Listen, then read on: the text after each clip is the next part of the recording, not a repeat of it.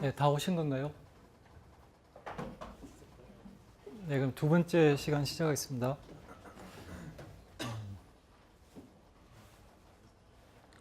혹시 이때까지 뭐 질문 있으신 게 있으신가요?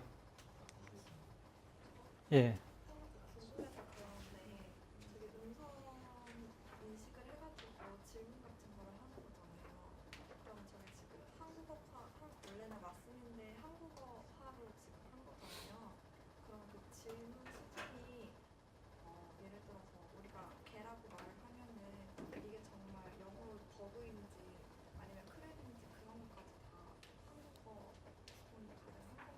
네, 그게 이제 문맥을 보고 이제 그거를 가장 통계적으로 맞는 그 문맥상 가장 통계적으로 맞는 그 단어를 매치를 해주는 거거든요. 예.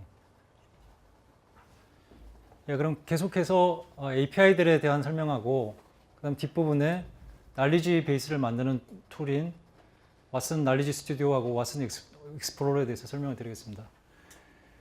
그래서 그 다음에 이제 기계 번역을 하는 API인데요. Language Translator라는 API고요. 그 IBM은 이제 전통적으로 통계적 방식의 그런 트랜슬레이션에 굉장히 연구를 많이 해왔고 그동안 강자였었습니다. 근데 최근에 뉴럴 네트워크 기반의 그 트랜슬레이션이 이제 많이 나왔죠. 그래서 구글이랑 뭐 네이버 이런 데서 많이 서비스를 하고 있고 뭐 여러분들도 많이 쓰고 계실 걸로 생각합니다. 그래서 뭐 IBM에서도 이제 그 통계적 방식의 트랜슬레이션뿐만 아니라 뉴럴 네트워크 기반의 그 트랜슬레이션을 이제 만들었고 한글은 이제 아직 뭐 최종 테스트 중입니다. 그래서 아직 출시는 안 된 상태고요. 여러분들이 포털에서 쓸 수 있는 거는 통계적 방식의 그 랭귀지 트랜슬레이터입니다. 그래서 뭐 여러분들 잘 아시겠지만 통계적 방식은 어떤 단어와 프레이즈 단위로 그 가장 적합한 그 단어와 프레이즈를 이제 매치를 시켜 가지고 이렇게 문장을 생성해 주는 건데요. 그러다 보니까 좀 문장이 부자연스러운 경우가 좀 많습니다. 그래서 뭐 지금 왓슨 트랜슬레이션하고 뭐 구글이랑 비교를 해보면 좀 차이점을 좀 느끼실 겁니다. 그래서 그런 부분들은 이제 뉴럴 네트워크 기반의 트랜슬레이션에 의해서 이제 좀 보완이 되고 있다고 생각하시면 될 것 같고요. 근데 그 대신에 이제 강점은 뭐냐면 그 도메인에 특화된 트레이닝을 시킬 수 있다는 겁니다. 도메인 특화된 트랜슬레이션 이제 모델을 만들 수 있다는 건데요. 뭐 예를 들어서 뭐 법률 도메인, 뭐 그다음에 어떤 의료 도메인 이런 데서 이렇게 많이 쓰는 또 단어들이 있을 거고 그게 일반 오픈 도메인에서는 다루어지지 않잖아요. 그런 부분들은 일반적인 뉴럴 네트워크 기반의 트랜슬레이터에서는 잘 그거를 이렇게 번역을 못 해내는 경우가 많습니다. 그래서 도메인 특화된 그런 트랜슬레이션을 하는데 좀 강점이 있다고 보시면 될 것 같고요. 그래서 뉴럴 네트워크 기반과 이제 통계적 기반의 이제 그 차이를 한번 잠깐 보시겠습니다. 그래서 이게 뉴스에 나왔던 그런 내용인데요. 이제 중문이고요. 그래서 그 기자가 이제 의역을 한 거를 보면 이란은 석유 매장량 제4위의 산유국이지만 뭐 그다음에 제재 때문에 이거는 의역이죠. 그래서 여기에 그런 내용이 없습니다. 그 전후 콘텍스트를 보고 이제 이렇게 의역을 한 거고요.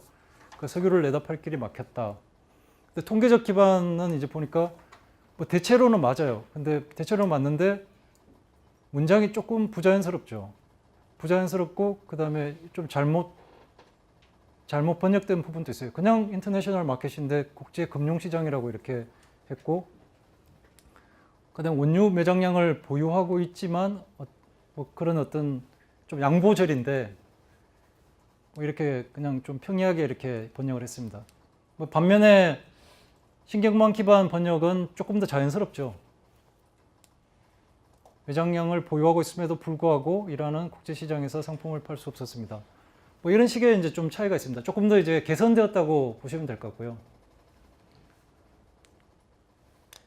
근데 이거는 아직 뭐 지금 아까 말씀드린 대로 지금 현재 서비스 되고 있지는 않고 이제 곧 서비스 될 예정이다라고 이제 보시면 될 것 같습니다. 그래서 이제 그 기존에 있는 뉴럴 네트워크 기반의 트랜슬레이션하고 한번 비교를 해봤을 때 이제 지금 말씀드린 것처럼 특정 도메인에 트레이닝을 했을 때 좀 더 이제 적합한 그런 번역을 할 수 있다. 그런 포인트하고요. 그 다음에 워드랑 프레이저 기반의 번역을 하다 보니까 모든 문장의 구성 요소들을 다 번역을 하는데 그 뉴럴 네트워크 기반의 번역은 그 의미로서 그 문장의 어떤 의미로서 번역을 하기 때문에 문장이 좀 길어질 경우에 좀 누락되는 경우도 좀 발생을 합니다. 그래서 그런 차이가 있다는 것을 이제 데모를 통해서 한번 보시겠습니다.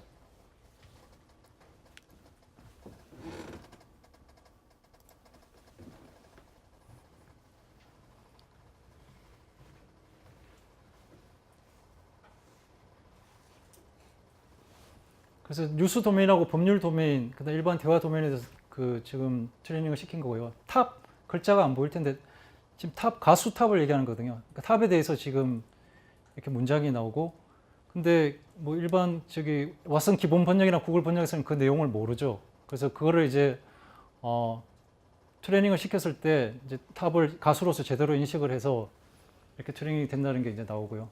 그다음 법률 용어, 특정한 이런 법률 용어에 대해서 이제 일반 이런 오픈 도메인의 번역은 그걸 제대로 번역을 잘 못합니다. 뭐 그런 것들을 이제 정확한 용어를 이제 트레이닝을 시켜주면 이제 그게 나오는 거죠. 그다음 일상생활에서 쓰는 어떤 신조어들, 그 보이프렌드를 그냥 BF라고 이렇게 표현을 했을 때 일반 번역에서는 그 단어를 이해를 못 하겠죠. 그래서 근데 여기서는 이제 남자친구라고 이제 이렇게 이해를 하고요.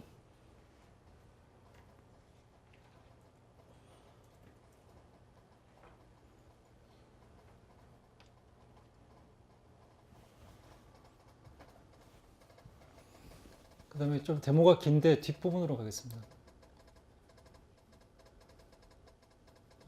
이게 이제 좀 문장이 긴 경우인데요. 지금 구글 번역 같은 경우에는 이게 가운데 누락된 부분이 있습니다. 그 다음에 여기 제대로 번역하지 못하는, 특정한 용어에 대해서 제대로 번역하지 못하는 부분도 있고요. 이런 부분에 대해서도 뭐 여기도 앞부분에는 그렇게 잘 번역된 것 같지는 않은데 하여튼 전체적으로는 이렇게 조금 더 조금 낮게 번역됐다는 걸 확인할 수 있고요. 하여튼 근데 전반적으로 볼 때는 일반적인 도메인에서 볼 때는 뉴럴 네트워크 기반의 그런 번역이 조금 더 자연스럽고 우리 인간이 이해하기가 더 쉽다라고 할 수 있겠습니다.